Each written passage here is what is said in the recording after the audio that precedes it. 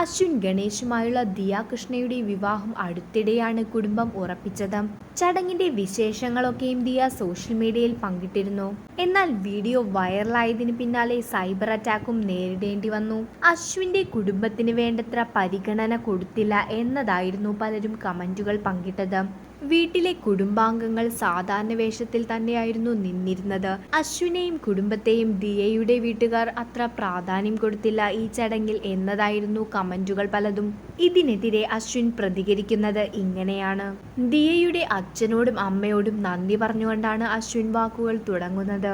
അവരുടെ അടുത്തു നിന്നും ഇത്രയും ഊഷ്മളമായ സ്വീകരണം ഒരിക്കലും പ്രതീക്ഷിച്ചില്ല എന്നും അവർ നൽകിയ ലഘുഭക്ഷണങ്ങളുടെ എണ്ണത്തെക്കുറിച്ച് നെഗറ്റീവ് പറയുന്ന എല്ലാവരും അറിയണം, അപ്പോൾ സമയം വൈകുന്നേരം 5 മണി ആയിരുന്നു എന്നും തൻ്റെ കുടുംബം ശുദ്ധ വെജിറ്റേറിയൻസ് ആയതിനാൽ ഞങ്ങൾക്ക് ലിമിറ്റഡ് അളവിലെ വൈകുന്നേരം ലഘുഭക്ഷണം കഴിക്കാൻ കഴിയൂ.